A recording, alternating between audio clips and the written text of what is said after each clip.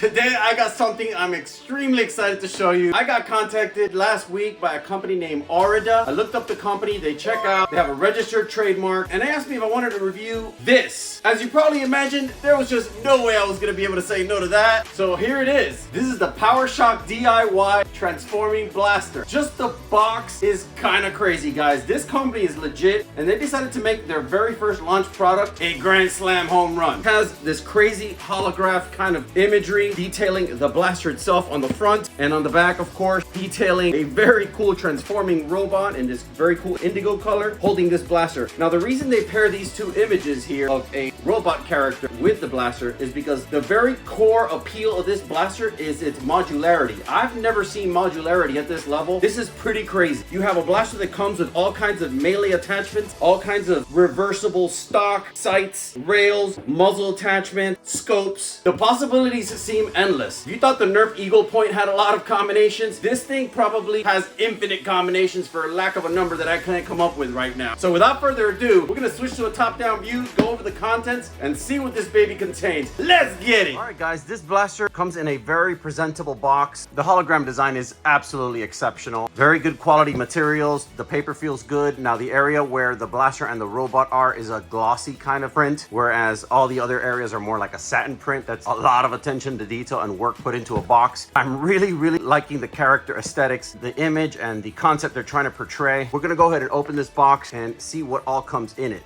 All right, guys, so this was a lot to unpack, literally. There's a lot going on here. Right away, I can tell you that after unpacking these items, which came individually packaged in these sealed plastic bags, plastic feels very good quality. It doesn't feel like your average mass-produced plastic. Obviously, this company did their homework. So we got two types of darts. We have the darts that I mentioned earlier when I opened the box, these diamond tip Apex style darts, very reminiscent of the Apex Dart Tech darts coming out of Australia right now. In those blasters, we got a suction cup dart, just your average suction cup head. Then we have what seems to be a melee style contraption, which you could build onto the blaster or as a separate melee tool to go along with the blaster. You got a scope, you got a muzzle attachment, you got some kind of a smaller iron sight here, some kind of a carry handle, you got an angled foregrip, two types of muzzle attachments to go in front of the blaster, some rail add-on adapters here, a bipod, and what seems to be a stock. Very interestingly enough, this blaster does use a rechargeable battery pack, albeit it is a single, or a 1S I should say, 1200 milliamp 3.7 volt battery pack. I'm not sure about the performance. Maybe it's just engineered and designed to run on this kind of power supply. We will find out once we go and take the blaster out for a test. Factory manual is pretty straightforward, details all the different parts of the blaster, including the mag, which holds 10 rounds and it's pretty cool looking. Now right here shows up to 11 configurations that you can have this blaster. This model 11 here has the sword pieces on the actual blaster, giving it some kind of an aerospace design, kind of like some kind of a starship. If there was ever a company that tried to put creativity at the max level in one package, these guys definitely are hitting for the hills. There's many companies that have tried to do this modularity thing where they give you a zillion combinations in which you could configure your blaster, but this set a new bar for that. As you can see, there's a lot of parts in this kit. I'm probably gonna build a basic version of the blaster, possibly with a separate melee tool. We want to just get a good gauge for the blaster's performance. At the end of the day, these design configurations are up to the user and the buyer to check out and configure to their own taste, which I think is awesome. We're gonna go ahead and assemble this blaster, throw some rounds down range, maybe do a chrono test or two, come back and give our lasting impressions. What do you say? Let's get to it, guys. Creativity always gets the best of me, so I went ahead and ended up making a combination that's not even in the books. As you can see, the combinations are limitless. I made this mini saber, short sword kind of thing. I used the original muzzle attachment as the handle. As far as the blaster, I ended up going with just a subtle approach. This is a very low power system, so I want to see what it does with the minimal amount of restrictions up here in the muzzle department. So I thought this was a pretty cool way to start. We have our 1S battery, which is going to go in here. Right now it's charging, but yeah, I'm kind of like a minimalist, so I kept it down to just the stock attachment, one muzzle attachment, angled foregrip, obviously the mag, and this little see-through sight because I like see-through sights for Nerf blasters. Let's go blast some rounds and see what this baby can do. Let's get it.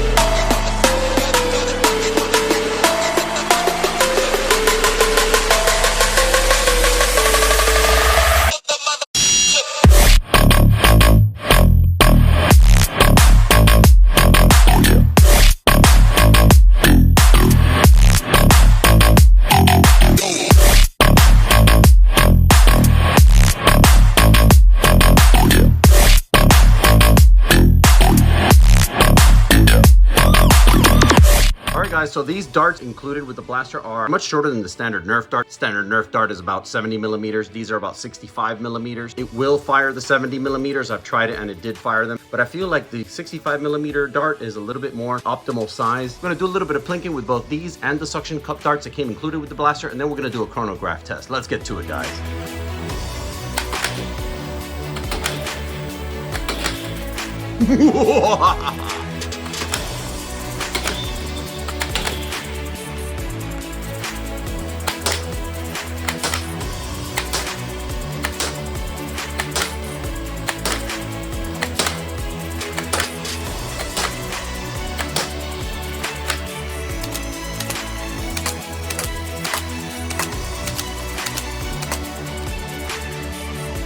I don't know about you guys, but a 1S LiPo blaster that can hit 90s. Yeah, needless to say, I think I have a new favorite toy. The flywheels inside this blaster are of the horizontal variety, just like the Percy's, Griffin, a lot of blasters in the 3D print world and in the retail world. Aesthetically, it didn't even have to grow on me. It's just very sexy looking. I like how the forward sweeping mag adds some character to the blaster. It does have a railing on the bottom of the mag. I mean, this thing is railings everywhere. It's got a railing along the entire side of the blaster here, on this side as well. The way that the stock attaches is just like the muzzle attachment. You can actually use the stock attachment as a grip. Just the way she purrs.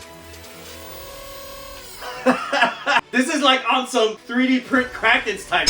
I'm like really impressed, guys. Aurida toy blaster. I'm gonna put my Amazon affiliate link in the description down below, where you not only can help the channel, but you also can benefit from a 10% coupon available right now. Aurida did tell me for the time that this video is actively getting views, we can keep the sale going. I'm happy that you guys are enjoying these videos. These views are helping the channel get some attention. These companies are finally able to see some exposure. We're starting to find out about these companies. I did not know that even such a small power supply was possible on a blaster until now. I'm really happy to know that there's technology that can support a lower voltage platform but still be competitive enough, honestly, to play in an HVZ battle or even some super stock wars. I'm really impressed with the performance of this blaster, and it takes a lot to impress me. I've modified a lot of blasters. You guys know about my power supply videos. You guys know about what I've been trying to do. Really happy. The ergonomics are really crazy. The rev trigger is effortless. You just